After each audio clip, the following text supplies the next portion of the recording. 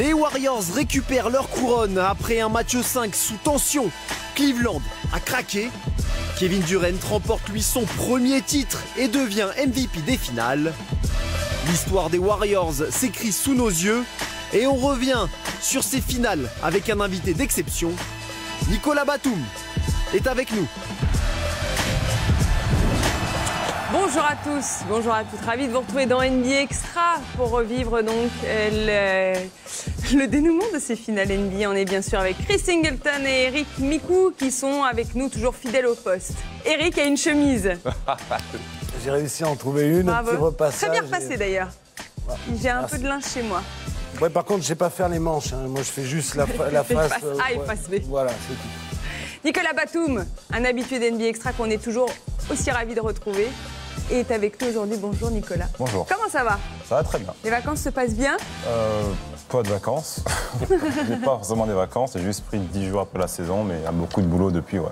Et il va y avoir beaucoup de boulot encore jusqu'à la reprise de la saison. Exactement. Et donc le programme est chargé. Pour Nico, vous avez suivi ces finales NBA? Oui, bien sûr. Avec plaisir? Plaisir, oui, parce qu'il y a quand même du beau jeu quand même. Ça a quand même, surtout les 2 derniers matchs.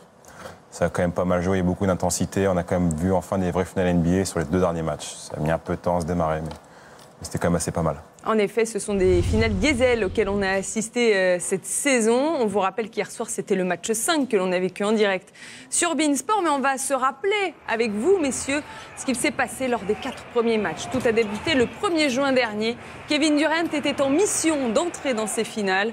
Plus de 30 points pour lui dans ce premier match remporté largement par les Warriors. Dans le deuxième match, Stephen Curry s'est invité lui aussi dans la danse, avec notamment ce 1 contre 1 remporté face à LeBron James.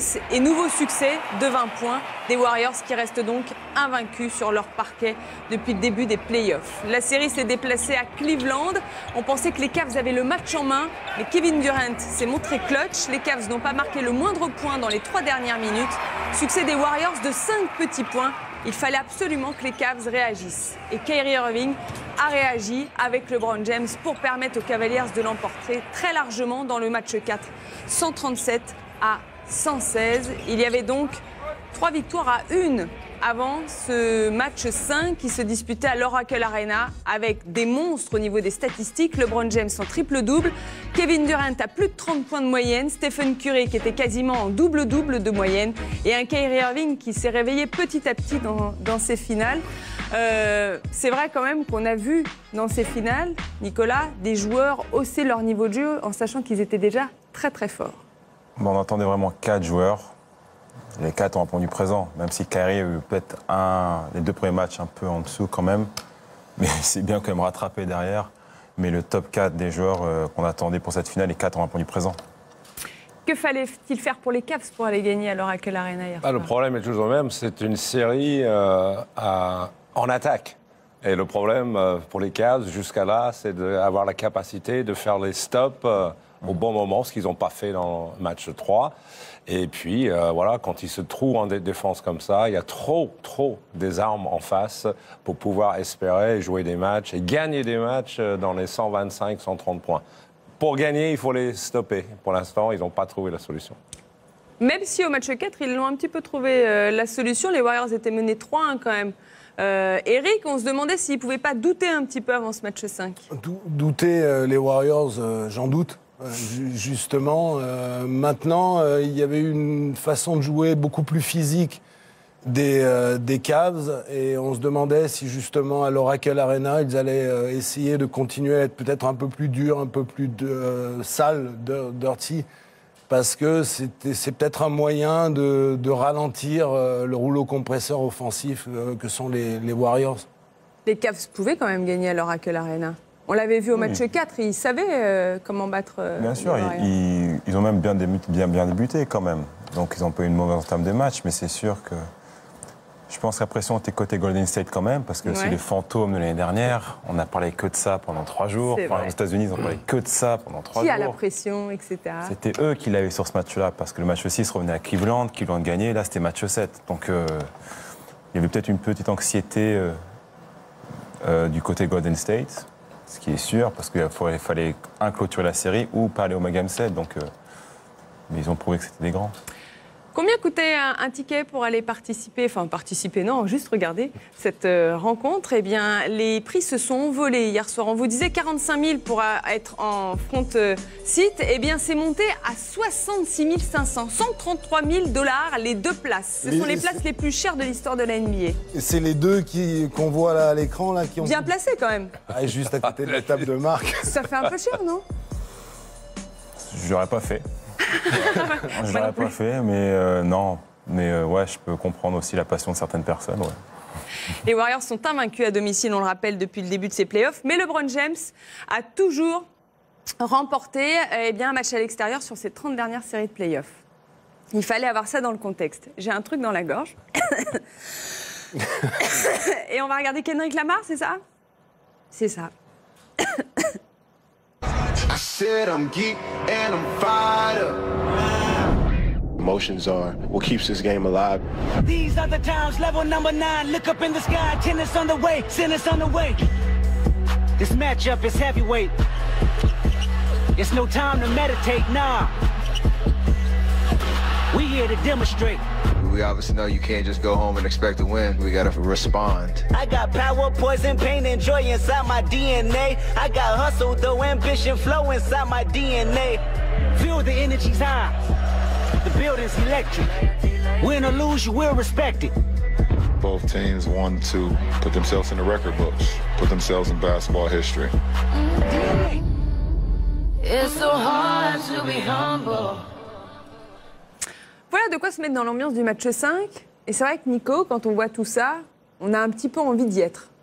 Oui, bien sûr. C'est quand même un gros match, une grosse affiche avec des gros joueurs. Donc c'est le genre de match qu'on aimerait ou y participer ou y assister en live. Ouais. Exactement, pour 133 000 $, tout simplement. Oui. On va aller regarder donc ce qu'il s'est passé à l'Oracle Arena hier soir. On va d'abord écouter Steve Kerr dans le vestiaire. That's the way I look at this. This series is exactly where it should be. You know, we took care of business at home. We had a great opportunity and we did not take advantage of it. They earned it. Great. Here we are, 3-1. I told the coaches yesterday, this is what we hope for every single series. First round, win the first 2, get a split. We're right where we need to be. But we got to take advantage of it. We got to be the aggressive. Hit first. Be aggressive. The aggressive nature that we bring is going to lead to the speed and the force that we have to bring to close the series out, all right? Let's get ready to rumble!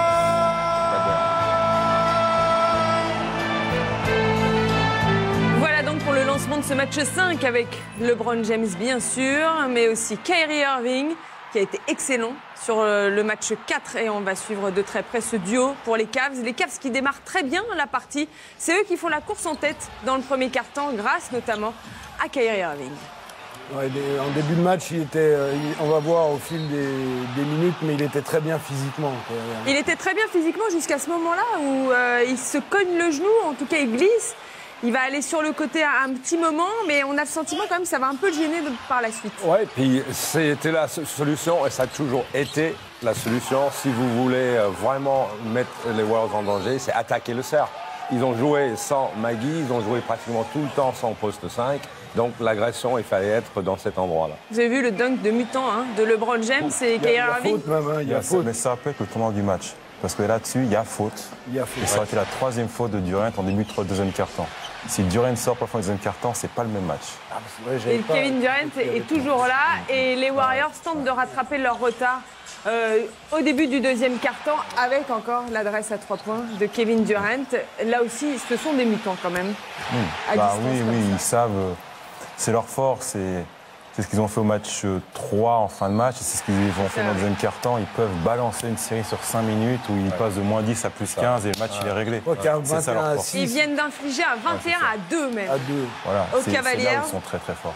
Pour, vous le voyez, reprendre 15 points d'avance et c'est toujours pas la mi-temps. Ils ont déjà inscrit 60 points. La bataille au rebond entre David West et Tristan Thompson. Et là, on retrouve la bagarre notamment. Ouais. Mais c'est propre, hein. C'est bataille pour le rebond. Viril, mais correct. C'est après. On fait des bisous. C'est limite. The kiss cam. On aurait dû faire un montage. En effet. En tout cas, ça a continué après. Hein. Mais on est habitué à voir ces deux hommes discuter avec Draymond Green. Bien évidemment, qui profite de l'occasion pour aller rajouter sa pierre à l'édifice. LeBron James, ça rentre avec la faute encore une fois. On y croit pour les Cavs quand même, Nico, à ce moment-là. Ils ont maintenu parce qu'ils sont descendus à moins 17 et ils reviennent à 4 ou 3 points à un moment donné. Donc on peut se dire que le hold-up est là parce que la pression était côté Golden State à ce moment-là. Mais le climatiseur, c'était Kevin Durant. Il était extraordinaire. Franchement, la défense, il n'y a rien à dire sur ce tir. Il n'y a rien à faire de plus quand même. On retrouve J.R. Smith aussi, qui a été incroyable hier soir. Il a été bon, Gérard. 25 points pour J.R. Smith. Kyrie Irving qui est un peu en difficulté. Lui, en tout cas, il est en souffrance. Lui, il est inarrêtable. Quand on vous dit qu'il est en mission depuis le début de ses finales, ça s'est confirmé hier soir. La superbe passe de Stephen Curry qui termine la partie hier avec 10 passes et plus 10 pour les Warriors alors qu'il nous reste 7 minutes à jouer. LeBron James, lui, tente encore. Il continue son travail de sape et il a inscrit 41 points hier soir. Kevin Durant, encore une fois inarrêtable. Le problème est juste là, cette incapacité de faire les 3-4 stops de suite dans le money time. Regarde-moi cette facilité avec qui il marque. Très compliqué. 124 à 110, le ballon pour les Cavs. Ce panier incroyable de Kyrie Irving avec la faute. De J.R. pardon, excusez-moi, je ne suis pas habitué. J.R. Smith qui va terminer à 25 points à 7 sur 8 à 3 points hier soir. Plus 11 pour les Warriors qui déroulent tranquillement dans les dernières minutes. Cette relation Draymond Green comme ça après le pick and roll. Stephen Curry pour conclure donc cette série et cette victoire dans ce match 5 sous les yeux de Steve Kerr qui était bel et bien là. La collade entre Kevin Durant et LeBron James, on va y revenir. La joie de Durant avec sa mère qui était omniprésente hier soir pendant les célébrations. Elle est sur tous les plans à peu près. Et donc les Warriors qui remportent leur 2e titre en 3 ans, le 5e de leur histoire. Le MVP des finales, vous l'avez deviné, c'est lui, Kevin Durant. On va revenir bien sûr très longuement sur ce succès des Warriors, 129 à 120, avec encore, Nico, des joueurs à leur meilleur niveau, 41 points pour LeBron James, 39 pour Kevin Durant. On a assisté quand même à un magnifique duel entre ces deux hommes. Ils sont tous présents, ils ont tous été présents. Le top 4 justement, et moi quand je vois ça, ce qui me rend un peu dingue, c'est qu'il n'y a aucun des 3 qui est finaliste au MVP. C'est ça qui est assez fou quand même, pourtant c'est les 3 meilleurs joueurs du monde, enfin 2. Enfin, KD et LeBron sont les 2 meilleurs joueurs du monde et Steph est dans le top 5. Mais non, ça a été, ils ont répondu présent et même Kyrie, quoi. C'était une très très belle finale au niveau des individualités. C'était très très beau à voir. Qu'est-ce qui vous a moins plu dans ces finales? J'aurais bien aimé 7 matchs. Ouais. Je pense comme tout le monde, et je pense que les Cavs, leur match 3 a coûté. Je pense qu'on serait encore là, il y aurait eu 3-2, là on serait retourné à Cleveland et il y aurait eu 3-3 et match 7. Le match 3 malheureusement a coûté plus d'excitation, de suspense à cette série qui aurait dû aller beaucoup plus loin, je pense. Et peut-être que les Warriors auraient plus douté aussi d'aller disputer un 2e match 7 face aux Cavaliers de LeBron James. 2e titre en 3 ans, 5e titre de l'histoire donc pour les Warriors. C'est le 7e titre de Steve Kerr qui en a remporté 5 en tant que joueur, 2 en tant qu'entraîneur. 16-1, c'est le record des Warriors en play-off. On va peut-être regarder les images de joie des Warriors qui ont célébré donc ce titre très longuement dans la nuit, bien sûr. Ils ont soulevé enfin ce trophée, la revanche de l'an dernier est faite. Et on voit juste en bas la maman de Kevin Durant. Ah oui, non, mais où est Charlie? Elle est partout. Hein. Il soulève le trophée. Elle est partout. Est-ce qu'une équipe comme les Warriors, c'est une bonne chose pour la NBA? Je peux comprendre que les gens disent non, mais moi je pense que oui.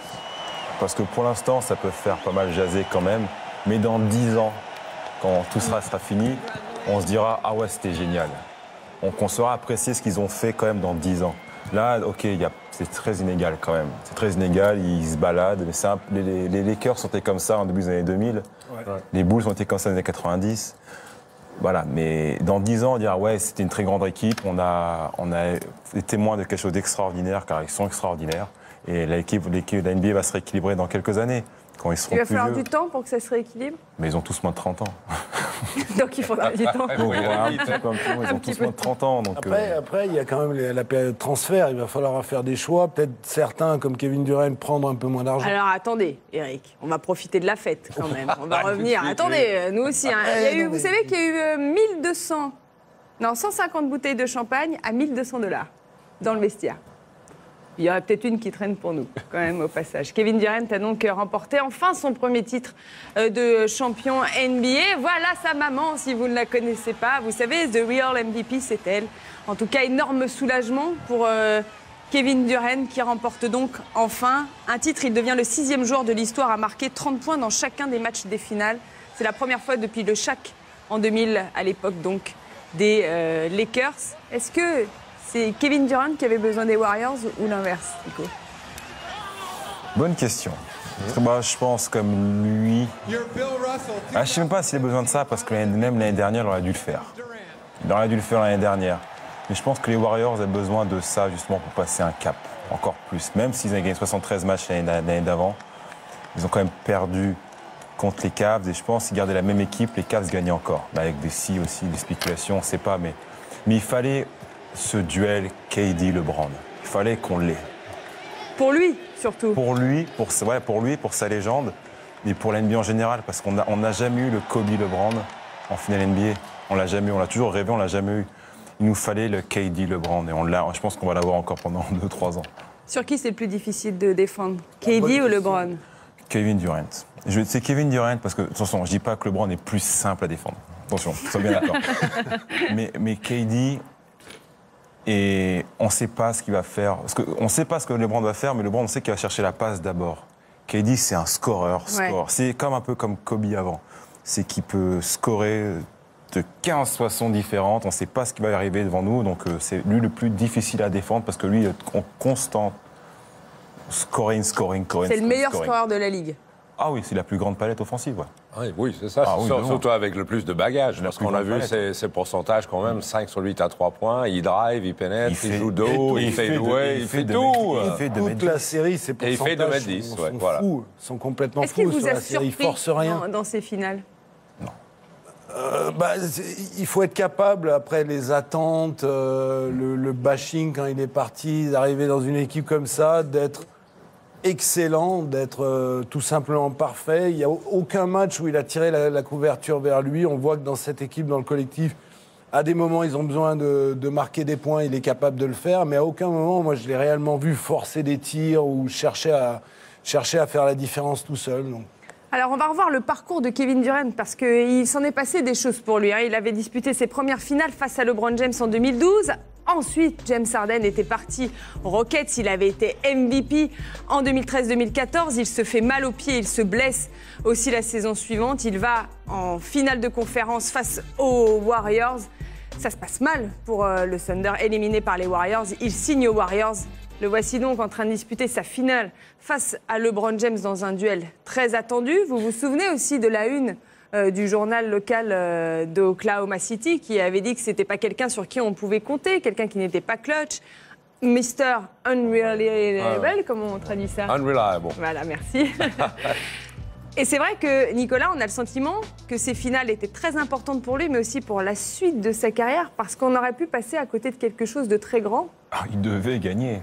Il n'y avait pas le choix du tout. C'est que s'il perdait, c'était encore pire que quand LeBron a perdu avec les Cavs, avec Miami contre Dallas. Ouais, ça a été encore pire. Donc là, il avait énormément de pression toute l'année. Il a répondu présent. Il a fait des finales extraordinaires. Il a fait une saison extraordinaire. Même s'il a été blessé. Donc il mérite ce qu'il a. Et puis il a fait son choix de carrière. C'est sa vie, sa carrière. Donc je n'ai pas forcément critiqué son choix. Il fait ce qu'il a envie. Et si ça finit comme ça, il a fait le meilleur choix possible. Surtout si ça finit comme ça, c'est que c'était un très très bon choix. Ouais. Kevin Durant, donc, qui remporte son premier titre de champion à moins de 30 ans. C'est le début d'une longue série, Chris? Avec les Warriors, quand tu vois l'équipe qu'ils ont, évidemment, on peut penser que ça. Et on peut penser qu'il a fait un choix de carrière, et je suis absolument d'accord, qui est aligné à ce qu'il a envie de faire. Lui, il a envie de gagner des titres. Il savait qu'à OKC, probablement qu'il ne pouvait pas le faire. Donc, il a pris le chemin. Et ce qui est le plus impressionnant avec lui, c'est qu'il part d'une équipe où il y a des individualistes, où le basket est un contrat. Il va dans une équipe collective où tu dois protéger le ballon, partager le ballon. Et ils avaient déjà un QI basket très élevé avant qu'il est arrivé. Et de pouvoir se fondre étant aussi fort, je trouve ça impressionnant. Est-ce que tous auraient pu le faire, ça? Se fondre dans ce collectif des Warriors? Non, pas forcément, même si c'est vrai qu'il y a tellement de solutions offensives, il y a tellement de talents individuels que un joueur moyen peut briller à côté de joueurs aussi extraordinaires. Maintenant, là où c'est incroyable ce qu'il a fait, c'est la pression.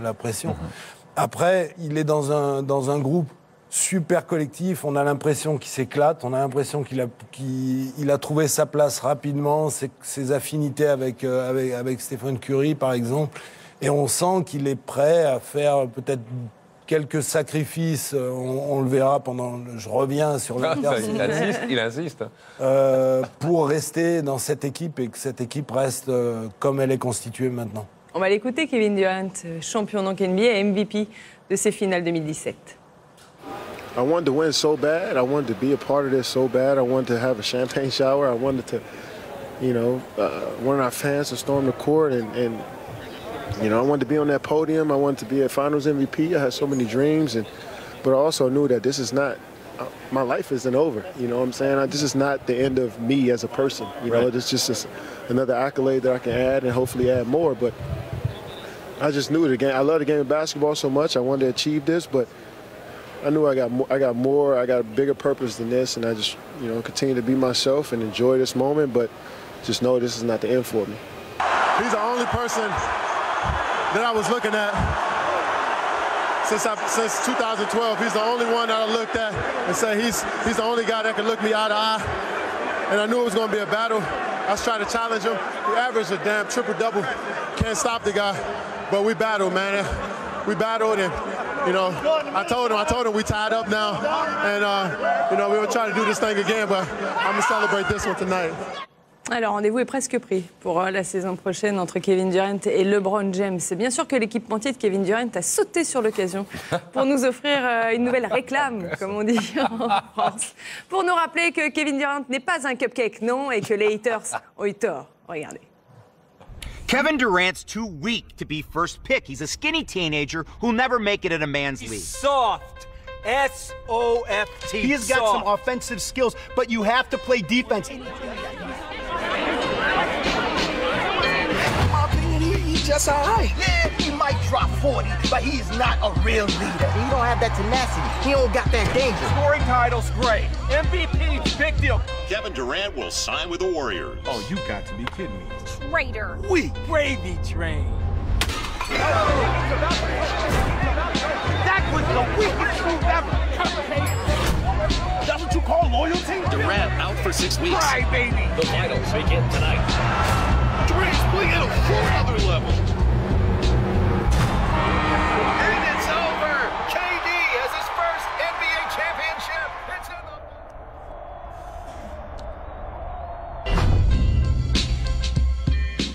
Nike. C'est bien fait. Et c'est vrai qu'il y a beaucoup de gens qui se taisent aujourd'hui. C'est surtout vite fait, hein, parce qu'ils ont sorti Ouais, ça il l'avait juste pas la préparé, nuit. ouais, bien sûr. Ouais, en une nuit, ils ont fait ça. Il y a celle de LeBron qui était prête au cas où aussi. Voilà, exactement. C'était prêt pour tout le monde. Le palmarès donc, de Kevin Durant qui a 28 ans et qui a été numéro 2 de draft, on le rappelle, en 2017. 8 fois All-Star, 5 fois dans le NBA First Team, 4 fois meilleur marqueur de NBA et donc dorénavant champion NBA depuis cette année 2017. Lui qui a été rookie de l'année aussi, champion olympique. On oublie pas mal de choses, champion du monde sur Kevin aussi. Durant. Champion du monde aussi. Ouais. Champion du monde. J'ai l'impression qu'on se souvient soudainement de sa carrière un peu. LeBron James prend tellement de place à son poste qu'on oublie presque ce mec-là, en fait. Mais oui, MVP des finales, All-Star, champion olympique, champion du monde, champion NBA. Ça va être son tour maintenant. Je pense qu'il va prendre la couronne. Pas tout de suite, mais la transition va commencer à se faire, je pense. En tout cas, il s'est très bien intégré à Auckland. Vous le savez, il se plaît beaucoup dans cette équipe des Warriors et il a voulu partager ce titre avec les supporters de l'Oracle Arena et des Warriors. Il est sorti de la voiture et il est allé célébrer tout ça avec les fans. Et ça, c'est une image plutôt sympa de voir que Kevin Durant, MVP des finales, va voir les supporters et va profiter de ce moment-là.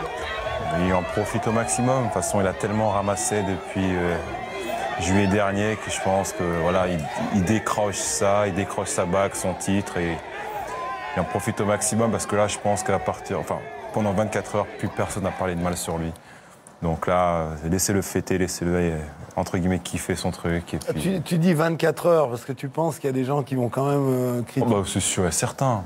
Bien sûr qu'il y en a qui vont rebâcher. Oui, mais il a quand même rejoint une équipe, c'était trop facile, il est quand même parti de KC, il aurait pu le faire avec Westbrook. Qu'est-ce qu'on va dire sur LeBron James aussi?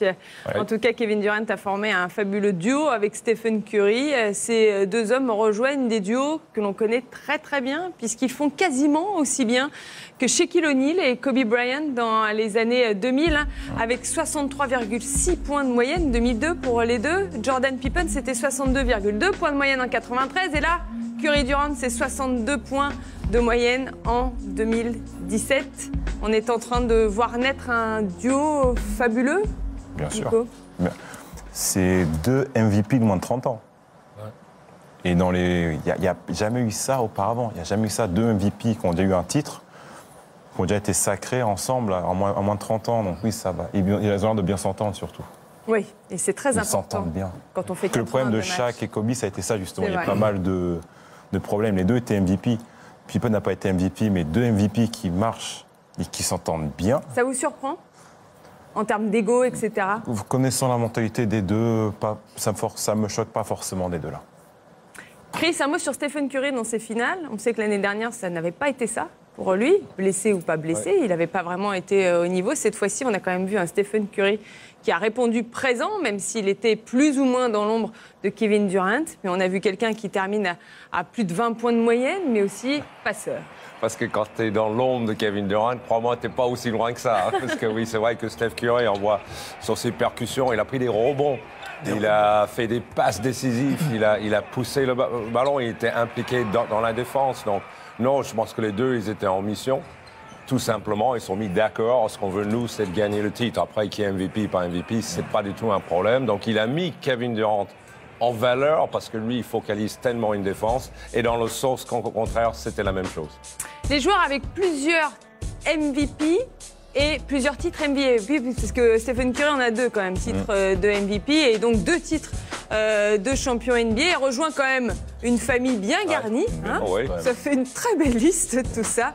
Mais en tout cas, on sent quand même, Eric, que si Kevin Durant est le scoreur, Stephen Curry reste quand même le leader de la pierre angulaire de ces Warriors. Ouais, c'est ce que je disais avec Kevin Durant. Il est arrivé, il est rentré dans le moule. Il n'a jamais, à aucun moment, cherché à tirer la couverture vers lui. Il a profité justement du talent de ses coéquipiers. Il y a des situations quand ils jouent le pick and roll tous les deux, c'est indéfendable. Si vous switchez, il y en a un qui va vous poster. On a vu Kevin Love qui se retrouvait à switcher, qui se retrouvait en défense sur Steph Curry en tête de raquette et il s'amusait avec. Donc déjà, quand les deux s'entendent bien et en plus jouent ensemble, c'est injouable.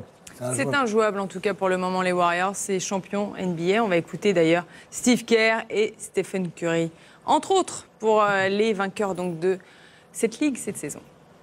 You got a bunch of guys who are talented and can shoot and pass and dribble and they're unselfish. There was never any question in my mind that this was going to work. And so this is the culmination of a year where they grew together and learned each other's games and got better and better all year, and it was just phenomenal to be part of. It's an unbelievable feeling. I'm happy for him. You got to call Kevin Durant a champ now. You know, he's put the time in, and I'm just so happy for him to be able to realize this goal and be my teammate. Although people did expect us to win, people don't realize how hard it is to go out there and do it. I mean, you know, you look at our record and they say, oh, 16-1, it was easy, but it wasn't. I mean, this series could have really changed in Game 3 especially, but we had big-time players make big-time plays like Kevin. And then the Cavs blitzed us, obviously, in game 4, I think it was. And, you know, we didn't want to have to go back to Cleveland. And we responded really well tonight. And it was a beautiful year. We're going to enjoy it. We worked so hard for this. And like I said, although people expected it, it's a lot harder than you think. Those guys been in the league, most of them really 10-plus years. JaVale right there at 10, I think, or 9. And hadn't experienced that feeling. I was blessed to experience in year 3. He was blessed to experience in year 4. And, you know, they've went to Matt Barnes, 15 years, an entire career. For most, you know, you're lucky to make it to year 15. Here he is winning a championship in year 15. It's an amazing thing. So to see them celebrate that was an even better feeling than just celebrating it yourself. Un mot sur Klay Thompson, Nicolas. Vous le pointiez du doigt pour moi, c'était le mec qui a fait plus d'ajustements. C'est lui qui a fait qui a vraiment plus de pas souffert de l'arrivée de Kevin Durant, mais entre guillemets, il a vraiment souffert cette arrivée-là. Parce qu'il était All-Star, il était à 20 points par match, il était l'un des... peut-être dans les débats du meilleur arrière de la NBA. Et KD arrive et lui passe clairement en 3e voire 4e option des fois quand Draymond Green était devant. Et il fait des matchs où il met 6 points et il dit rien. Il dit rien, il défend sur Kyrie Irving et puis il sait, donc ouais, ça a été... Il doit partir ou il doit rester? Pour lui, hein, pas pour les Warriors. Pour les Warriors, il doit rester, bien sûr. Il a le talent pour être franchise player. Mais je pense pas qu'il partira. On suivra ça de près. En tout cas, on est peut-être en train d'assister à la naissance d'une dynastie. Comment battre les Warriors? Qui va pouvoir arrêter cette équipe à qui tout réussit depuis les 3 dernières saisons? C'est quand même 2 titres NBA, 3 NBA Finals, 16-1 en Playoff 2017, 73 victoires. On le rappelle, c'était la saison dernière. 254 victoires, 54 défaites, c'est le bilan sur les 3 dernières saisons en saison régulière. On rappelle que Steve Kerr sera là aussi la saison prochaine. Il a eu pas mal de problèmes de santé, mais il a dit qu'il resterait. Donc c'est parti pour 5 ans, Chris? Oui, normalement, je pense que la question de Thompson, il est très simple. Tu choisis, tu veux jouer pour le titre chaque année ou tu veux être le meilleur joueur dans une autre équipe ou une des meilleurs joueurs dans une autre équipe. Je pense que tout simplement, le structure est là, le supporting cast, c'est-à-dire les joueurs qui sont à côté sont là. Ils peuvent même peut-être faire des ajustements. Mais maintenant, c'est aux autres équipes, voilà, s'ils veulent les détrôner, de faire marcher quelque chose. Mais moi, je pense que cette équipe-là, c'est une structure qui va rester en place et ça va être très difficile de les enlever de haut de la montagne. Vous êtes d'accord avec ça? Totalement, totalement. Ça, après, il a un choix à faire, mais vu comment il tourne bien et vu que le marketing et le marché, Warriors tourne bien, je pense qu'ils n'ont pas de mal à payer les 4. Je pense. Ouais. Qui pourrait les battre, ces Warriors? Pour l'instant, personne. On l'a bien vu. Maintenant, on va regarder ce qui se passe avec LeBron James. Il y aura toujours LeBron James de l'autre côté, à l'Est. Donc maintenant, pour avoir une super team comme ça, il va falloir que Carmelo Anthony arrive. Il va falloir que... Il y a Chris Paul qui est sur le marché aussi. Chris Paul et puis D-Wade. Oh là là, arrêtez, on va en parler juste après la pub. Non, mais... Avant la pause, on va vous montrer... Il est general manager aujourd'hui. Ah bah dis donc, quelle promotion. Paul Pierce, en tout cas, est d'accord avec vous, messieurs. Voilà ce qu'il a tweeté au terme de ce 5e match des finales. Bah, c'est tout petit, soudainement. Le règne de la terreur des Warriors et de KD commence pour le reste de la Ligue. C'est ça, c'est vrai. C'est vrai. En tout cas, Paul Pierce, apparemment, il va devenir un consultant régulier de la télévision américaine. On va parler maintenant des Cavaliers. Ce qu'est l'avenir pour LeBron James et pour donc les finalistes à l'Est. On va en parler dans un instant. Que va faire LeBron James? Un nouvel échec pour le King? Il va se poser des questions, peut-être. À tout de suite. De retour dans NBA Extra, toujours en direct sur Beansport. Avec la dernière ligne droite, messieurs. Eric qui va pouvoir mettre des t-shirts enfin, Chris Singleton, et Nicolas Batum qu'on est toujours ravis d'avoir sur le plateau pour parler de basket. Et vous pourrez lui poser vos questions à partir de 13h45, me semble-t-il, sur le Facebook Live de Beansport. On pourra parler de plein de choses, mais on ne prendra que les questions intelligentes. Hein? Ah bah oui. Et il y en aura beaucoup, je le sais. T'as compris, Chris, t'envoies pas des questions, quoi. Voilà. Merci, Chris. Il pose directement si j'ai envie. Voilà, c'est mieux. L'image de ces finales NBA, c'est bien sûr Kevin Durant qui brandit son trophée, mais c'est aussi cette accolade entre LeBron James et Kevin Durant.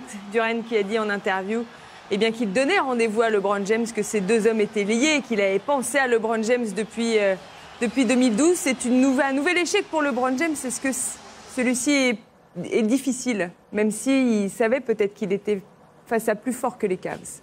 Difficile, non. Non, parce que c'est pas non plus une surprise. On aurait aimé qu'ils gagnent, mais c'était pas une surprise. Les Warriors étaient annoncés vainqueurs depuis le premier jour. Ils étaient annoncés vainqueurs avant les playoffs, ils étaient annoncés vainqueurs avant les finales et ils sont vainqueurs à la fin. Donc c'est pas la défaite qu'il a connue contre les Mavs ou contre les Spurs, par exemple. Mais Ouais, il avait devant lui beaucoup plus fort que lui. LeBron James a parlé en conférence d'après-match de Kevin Durant, justement, mais aussi de son avenir. Que va-t-il faire à Cleveland? Va-t-il rester ou pas? Écoutez. Obviously, you're upset because you lost. How do you feel about, him winning that first championship? Well, I'm not happy he won his first. I'm not happy at all. He felt like he needed to reassemble and reassess his career and come here. So, like I said, having, getting that first championship for me was like having my first son. Just a proud moment. It was something that you never ever forget, and at the end of the day, nobody can, no matter what anybody say from now on in your career or whatever they say, they can never take away from you being a champion. That's something that they always gonna speak about you. I don't know. I need to sit down and figure this thing out. So I don't know. As far as me personally right now. But as far as that team, they're going to be here for a while. They're going to be around for a while. Pretty much all their guys are in their 20s. Pretty much all their big name guys are in their 20s, and they don't show any signs of slowing down. So, there's going to be a lot of teams that's trying to figure out ways to put personnel together to try and match that if they're able to actually face them in a playoff series, both Eastern Conference and Western Conference, because they're built for, from my eyes, they're built to last, a few years, so we see. On verra. Angoisse à Cleveland suite à cette déclaration très forte de LeBron James. Il ne sait pas de quoi sera fait son avenir personnel, même si dans le couloir, après, avec Kyrie Irving, vous allez le voir, il lui a clairement dit « On va revenir ». On va revenir, voilà les mots donc pour LeBron James. Il n'a pas dit avec les Cavs. Oh, bien vu. Pardon. Oups, pardon. Mais que doit faire LeBron James pour gagner un nouveau titre? Doit-il rester aux Cavaliers ou doit-il partir et aller peut-être à l'ouest, vers Los Angeles ou construire une super team à l'est? On s'est posé des questions. Est-ce qu'il faut remplacer Tyronn Lue, échanger Kevin Love et ou Tristan Thompson, rajeunir l'équipe, changer de franchise? Il faut une autre pointure, un autre All-Star. Pas forcément en fin de carrière. Ouais. Un petit jeune qui monte, mais qui est déjà confirmé quand même. Un Jimmy Butler ou ce style de joueur-là. Ou Paul George, c'est ce style de joueur dont il a besoin, je pense, maintenant, pour battre cette équipe-là. Là, dans l'avenir très proche. Très, très proche. Rapide, ouais. Paul George est libre et agent libre. Hein. Ouais, je sais. Donc non, mais après, je pense pas que ça se fera parce que je pense que c'est ce genre de joueurs qui ont envie d'avoir leur équipe. Et maintenant, on est entré dans une ère en NBA où pendant 7-8 ans, les équipes se faisaient pour battre LeBron. Maintenant, les Warriors ont fait une équipe pour battre LeBron et maintenant, ça a changé. Il y a un truc qui s'est passé hier en NBA maintenant. Je pense que beaucoup de choses ont changé hier soir. Ouais. LeBron, il a 33 ans. Ouais, 33, oui. Et eux, ils sont, comme il l'a dit, ils sont tous en dessous de 20 ans. Ils sont tous dans la vingtaine. Donc maintenant, la NBA, c'est comment on peut faire pour battre les Warriors. Maintenant, c'est plus comment on peut faire pour battre LeBron James. Ça s'est terminé hier soir, je pense. Mais LeBron James va trouver une solution, non? Tant qu'il est là. C'est comme les Spurs. Tant que les Spurs sont là, tant qu'ils ne sont pas tous partis à la retraite, lui, c'est pareil. Tant qu'il est là, on ne sait pas ce qui peut se passer. Comment reconquérir la Ligue pour LeBron James, Chris? Je suis entièrement d'accord. Il ne faut pas... on parle de Chris Paul, on parle de Melo, mais ce n'est pas ces joueurs-là qui changeront la face du monde. Il faut de l'énergie, des joueurs athlétiques pour combattre le jeu. Nico a raison.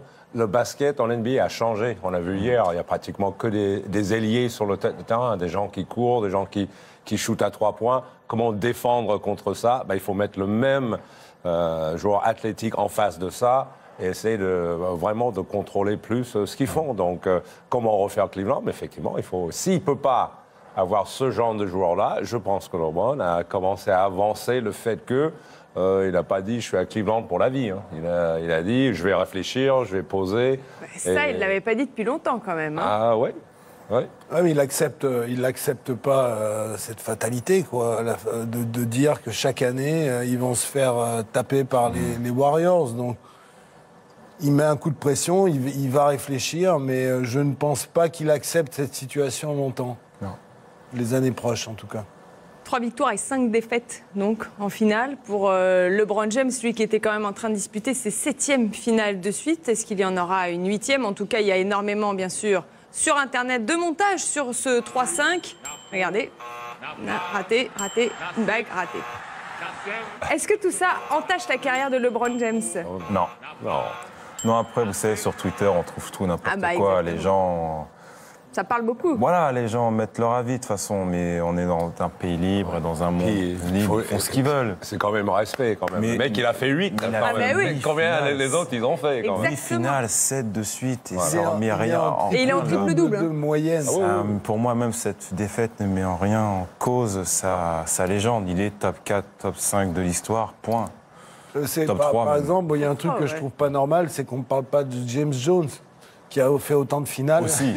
Et qui n'est pas critiqué, il n'est pas critiqué. On n'a pas le temps. Est-ce que LeBron James n'a pas besoin d'un collectif? Parce que c'est sûr qu'il cartonne, il met des points et tout ça, mais est-ce qu'à l'image des Warriors, il ne va pas falloir construire quelque chose de plus collectif pour LeBron James? Il a l'équivalent, entre guillemets, d'un Steph Curry à côté de lui. Mais J.R. Smith et Klay Thompson, je pense maintenant, Klay a pris beaucoup d'avance, malheureusement, sur J.R. Smith. Et est-ce que Kevin Love fait des bonnes finales, quand même, mais dans les gros matchs, comme le dernier match, Draymond Green a montré que c'était lui le plus fort. Donc il faut qu'ils arrivent à matcher ces 4 puissances-là. Le match au poste 3, au poste 1, mais au poste 2, c'est là le plus important, surtout. Parce que je pense que Kevin Love peut faire le boulot. Il leur faut cette arrière. Et pour moi, un mec comme Jimmy Butler, ils l'ont. Et là, ils peuvent lutter encore. Faut pas un big man? Non. Et le banc, justement, le banc, parce que là, on n'a pas parlé d'André Iguodala, mais qui fait un boulot monstre. Ce match-là, c'est ça qui leur a fait mal, c'est que dès qu'il y avait un soupçon de vie, tu avais ou Iguodala, ou Sean Livingston, ou même le rookie Mako qui a été bon. Et à chaque fois, c'est sérieusement ces mecs-là qui mettaient le panier, ou le drive, ou le stop. C'était ces 3 mecs-là qui faisaient ça. Et c'est là, leur grande force, c'est ça. C'est que même Magui était très bon. Oui. Exactement. Très bon. Jamal Magui, qui est donc le premier joueur NBA à remporter un titre avec une queue de rat.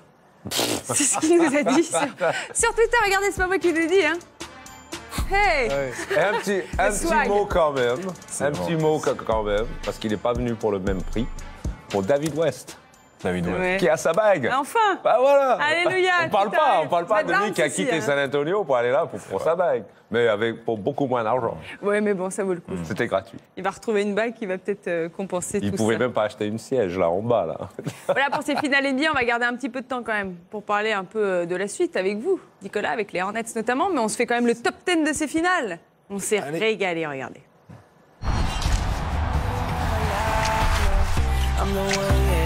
I'm the one early morning in the dark. Know you wanna ride now. I'm the one, yeah.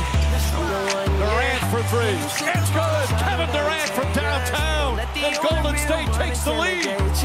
See you watching, don't run out of time now. I'm the one, yeah. I'm the one, I'm the only one. I'm the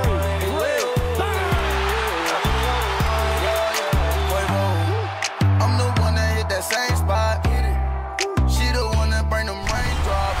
We go back, remember Chris crossing hopscotch. You the one that hold me down when the block hot. I make your dreams come true when you wake up. And your looks just the same without no makeup. Had to pull up on your mama, see what you made up. Ain't gotta worry about the Curry stolen by James. Iguodala's back. James throws it right down in his face. I promise when we step out, you'll be famous. Modern day Bonnie and Clyde, what they named us. Cause when we pull up, all angles. Yeah, you're looking at the truth, the money never lies. Inside, Tristan Thompson finds James. A lot of thunderous dunks here in the opening period. I'm the one, yeah. Hear you sick of all those other imitators. Don't let the only real one intimidate ya. See you watching, don't run out of time now.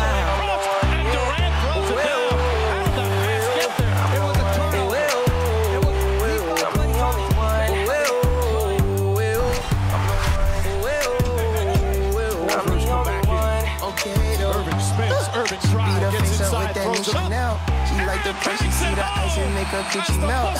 When I met her in the club, I asked her when she felt. Then she went and put that booty on that Gucci belt. We don't got no label. She say she want bottles. She ain't got no table. She don't got no bedroom. She don't got no table. We just watching Netflix. She ain't got no cable.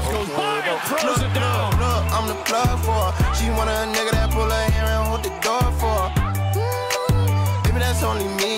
That shit okay with me. Baby, okay. Yeah, you're looking at the truth, the money never lie. No, I'm the one, yeah. I'm the one early morning in the gun. Know you wanna ride now. Curry off the dribble. You sick of all those other imitators. Don't let the only real one intimidate ya. See you watching, don't run out of time now. I'm the one, yeah. Ooh, ooh, ooh. I'm the one, ooh, ooh. I'm the only one. Gaines drives, scoop layup, pass to himself, and he throws it down. He went up in the air and had nowhere to go. Bitch, you looking at the one.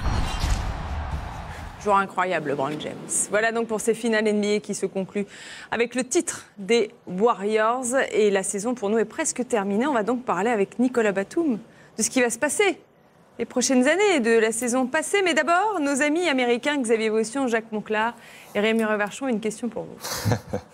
On a taquiné un petit peu hier Yann Maïmi sur ses fringues, c'est vrai. Bon, Nicolas Batum, on va pas vraiment te taquiner toi sur tes fringues parce qu'on sait que t'as un peu moins sapeur que Yann Maïmi. Mais bon, moi j'aimerais bien le retrouver l'an prochain, un de ces jours, ou l'année d'après, ou une suivante, ou une plus tard, à commenter comme ça. Le commenter lui pendant les finales, ça pourrait être sympa, non? Ce serait pas mal du tout. Ouais. Comme ça, on pourrait lui poser plein de questions pendant les jours d'entraînement. Voilà. En fait, on passerait 15 jours ou 3 semaines ensemble, Nico. Ah oui, tu nous oublies pas le jour où t'es en finale, quand on vient de poser des questions, tu fais pas genre que tu nous connais pas. Ah, ça, j'ai compris, on va mal le prendre. Oh, il en est capable, je suis sûr. C'est vrai, hein. Oui, La route est longue quand même, il va falloir déboussoler il y a un peu de boulot. Quelques équipes. À moins d'aller à Golden State. Ah non, ça c'est déjà fait, il y en a déjà un qui l'a fait avant. Et puis en plus, Nico va pouvoir bien s'exprimer sur Kevin Durant, qui lui fait faire des cauchemars à chaque fois qu'il joue contre lui. Bon, t'as compris Nico, si jamais tu vas en finale, on sera pas trop mécontent en fait. Mais c'est vrai que Jacques a raison, la route est longue. Très longue.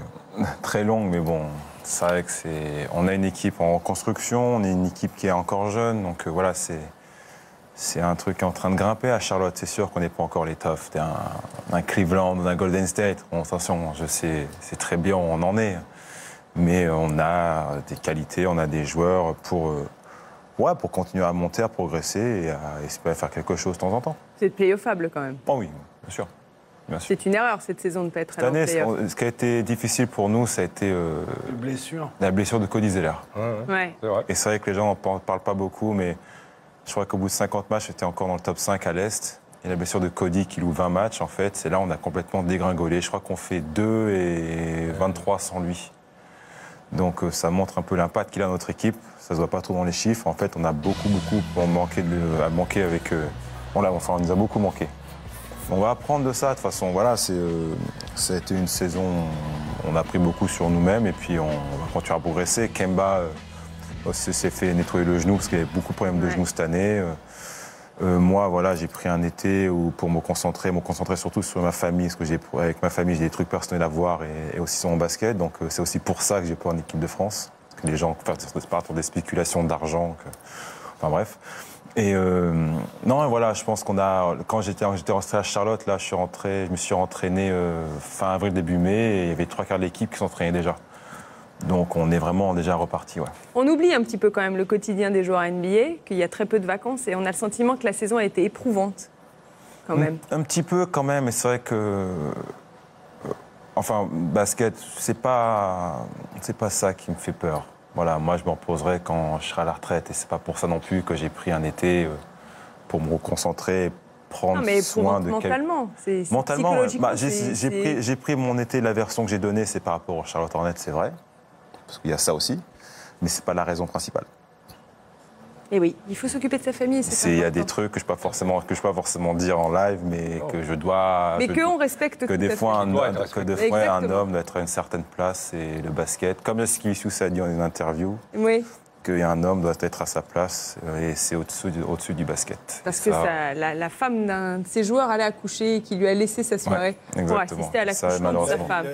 c'est le dialogue avec le journaliste. Le journaliste est assez formidable. Voilà, énorme, c'est ça, c'est ouais. énorme. Donc des fois, c'est vrai qu'on est vu, voilà, par rapport à notre entre guillemets, titre, notre statut et notre argent.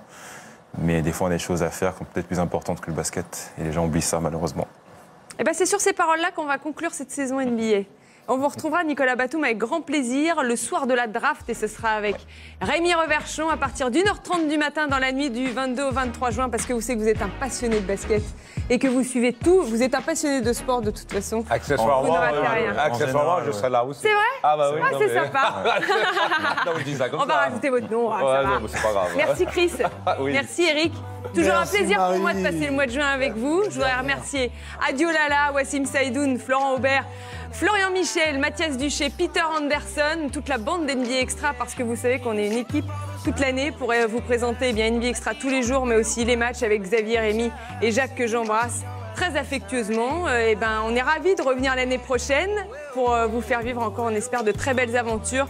On devrait vous faire vivre aussi la soirée des trophées du 26 juin. Bref, surveillez bien les réseaux sociaux. On pense à Amadou Keita aussi, qui vous a fait vivre sur les réseaux sociaux ces finales NBA. J'en oublie beaucoup, mais je remercie aussi la prod Bein Sport.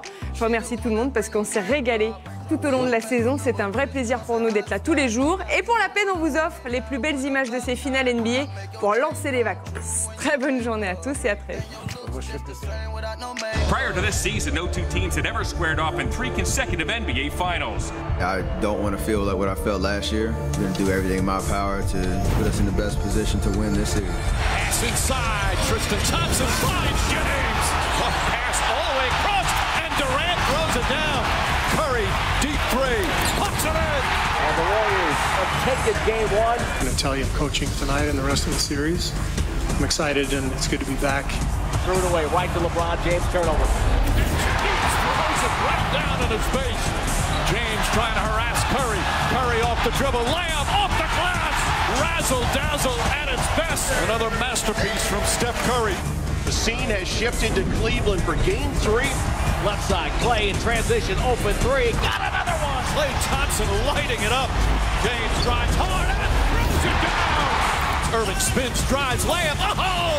Sensational move from Kyrie Irving. And this is the largest lead of the finals for the Cavaliers. 50 seconds to go for the Warriors. They're down by 2. Durant for 3. It's good. Kevin Durant from downtown. Golden State stays perfect. A crushing loss for the Cavs. We know they're a great team, but we're a great team also. We're not going to give in. We're going to keep competing. You know, our season's on the line, and we just got to play. Back to James. He's fouled and one. Kyrie Irving at the top. Drives hard, hands foul, scores! 86 in the first half for Cleveland. The greatest scoring half in NBA Finals history. James drives, scoop layup, pass to himself, and he throws it down. Irving for 3. He's a scoring machine. Cleveland is still alive. Game 5 of the NBA Finals. And just like last year, it's 3-1. Iguodala goes all the way and throws it down. Curry and the foul. Durant steps back for 3. Puts it in. Kevin Durant again. There it is. Redemption for Golden State. One of the great playoff runs of all time is complete. The Warriors are NBA champions again.